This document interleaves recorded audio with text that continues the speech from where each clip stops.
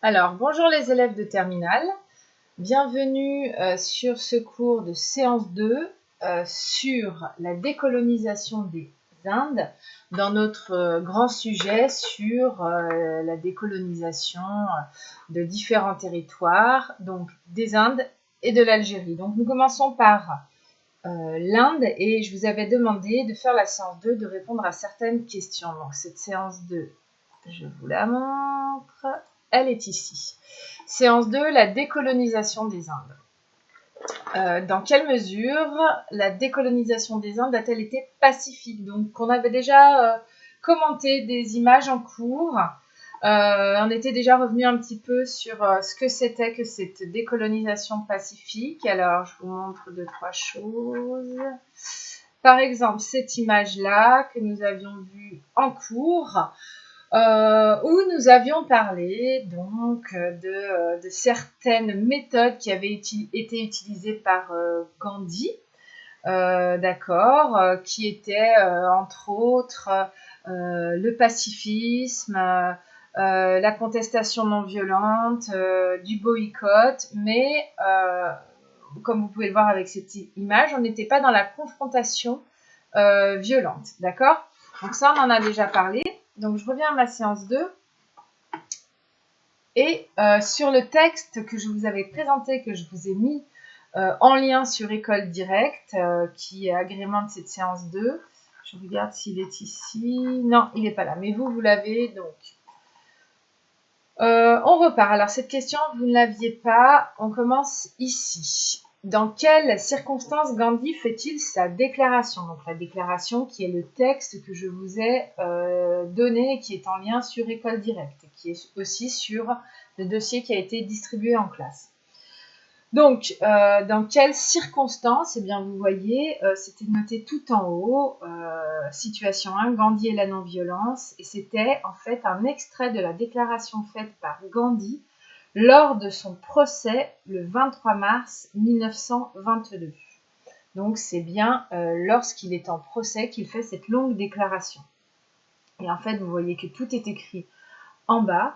Gandhi donc a lancé une grève des paiements des taxes. Vous savez, il a lancé cette méthode de la désobéissance civile et du coup une manifestation a eu lieu et elle s'est soldée par la mort de soldats anglais et finalement il a été jugé comme responsable de la mort de ces soldats anglais. Donc il a été arrêté. Et il est allé là 6 ans en prison suite à cette affaire-là. Donc on est là en 1922, mais Gandhi ira régulièrement en prison. Il va être souvent arrêté.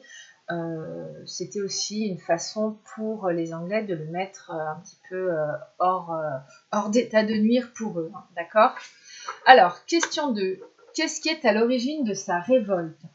Donc, si vous lisez bien le texte, vous voyez que on est ligne 5, il écrit « Je découvris que je n'avais comme homme et comme indien aucun droit, ou plus exactement, je découvris que je n'avais aucun droit parce que j'étais indien. » Donc finalement, l'origine de sa révolte, c'est la découverte qu'il n'est pas égal aux Anglais. Et que bien que autochtone, c'est-à-dire que c'est son pays, il habite là-bas et c'est son pays d'origine, les Anglais sont colonisateurs là-bas, eh bien il a moins de droits que les Anglais. Et donc cela va le révolter, c'est ce qu'il explique ensuite dans le texte, mais il va aussi expliquer la façon dont il a décidé de monter cette stratégie non violente, d'accord? Car pour lui, la non-violence est au-dessus de la violence et du mal. Donc c'est vraiment une idéologie qu'il met en place et il essaye de lutter tout au long de sa vie avec toujours cette idée en tête, ne pas provoquer de violence. Et ben justement, c'est la réponse à la question 3. Quelle méthode originale Gandhi utilise-t-il pour lutter contre la domination britannique? Donnez un exemple à partir de votre manuel scolaire, page 34. Donc, c'est exactement ce que je vous ai montré à l'instant. Donc, il va utiliser, par exemple, la désobéissance civile. Il va utiliser des manifestations pacifiques d'Indiens, ici contestation de la présence britannique en Inde. Il va utiliser le système aussi du boycott, on en a parlé, du non-paiement des taxes. Il va faire aussi la marche du sel. Voilà, là c'est quelque chose qu'il a organisé, donc c'est une grande marche. Voilà. Alors c'est lui Gandhi. Voilà, c'est un petit homme assez mince, assez fin, qui paraît tout frêle et qui pourtant a eu une grande force, mais pas une force physique, finalement une force intellectuelle, une volonté. Et donc, il organise cette marche du sel en 1930 et donc, il décide de faire 200 km pour protester contre la taxe du sel. Et donc, il y a des milliers de personnes qui vont se rallier à lui au fur et à mesure de cette marche.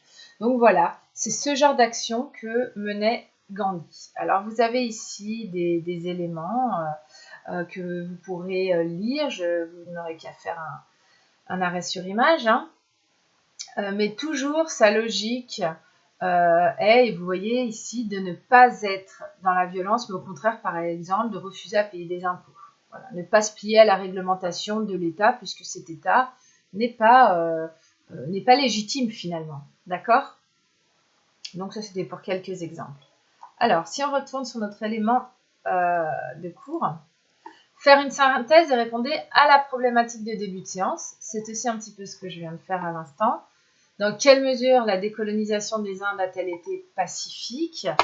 Eh bien, justement, parce que Gandhi a très rapidement donné cette orientation à sa révolte et à sa volonté d'indépendance de son pays. Il a tout simplement souhaité, il l'a écrit, que jamais il n'y ait d'opposition vraiment physique. Et comme on l'a vu, c'est peut-être moins facile pour les colonisateurs de réagir à ce type de rébellion pacifiste, en fait. D'accord? Donc, dans quelle mesure? Eh bien, elle a été pacifique avec différentes méthodes, comme celle qu'on vient d'énoncer, boycott, manifestation pacifique, etc. Alors, j'aimerais parler un petit peu de Gandhi quand même. Qui est Gandhi? Et je vais vous montrer quelques éléments. Alors, Gandhi, il est là. Et comme vous le voyez, c'est un petit personnage assez fin, qui semble fragile. Alors, voici ses dates, 1869-1948. Et alors, Gandhi, c'est un intellectuel, c'est un avocat de formation, d'accord, et il est issu d'une famille très riche et très éduquée, d'accord, et il va être formé en Angleterre. Donc finalement, dans son esprit, dans sa façon de penser, c'est aussi un Européen, puisqu'il sera à Londres pour suivre ses études.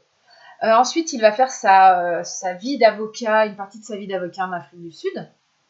Et c'est là qu'il va vraiment réfléchir à l'idéologie de la non-violence, parce qu'en Afrique du Sud, bien sûr, il y a beaucoup de phénomènes de racisme, puisque c'est un pays colonisé, là aussi par les Anglais. Et là, il voit beaucoup le racisme des colonisateurs face aux Noirs africains. Donc, il fabrique cette doctrine en Afrique du Sud. Ce qu'il faut dire aussi sur Gandhi, c'est que quand il va revenir en Inde, donc très vite, il commence à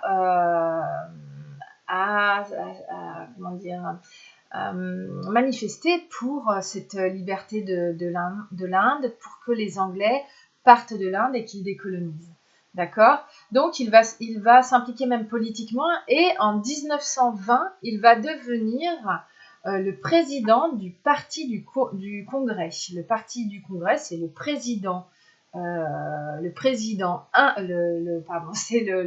parti indien qui demande l'autonomie du pays. Et ce parti existe depuis la fin du 19e siècle, donc ce n'est pas avec l'arrivée de Gandhi que ce parti arrive, non, mais il en prend la présidence dans les années 1920.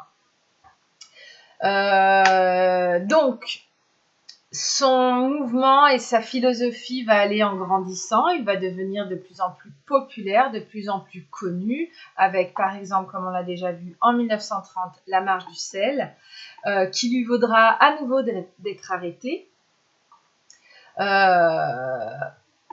On va le nommer, si vous voyez ce terme-là, Mahatma, on l'appellera Mahatma Gandhi, on entend souvent cette terminologie, Mahatma Gandhi, qui veut dire grande âme. Donc, grande âme Gandhi, d'accord, voilà. Et un élément aussi qu'il faut connaître quand on parle de Gandhi, c'est qu'il a lancé, disons, l'ordre du Quit India, c'est-à-dire quitter l'Inde en s'adressant aux Anglais. Voilà, c'était vraiment devenu un leitmotiv. Les Anglais écrivaient, criaient quitter l'Inde. Les Indiens, pardon. Les Indiens criaient quitter l'Inde. D'accord? Donc, ça aussi, c'est quelque chose qu'il faut retenir.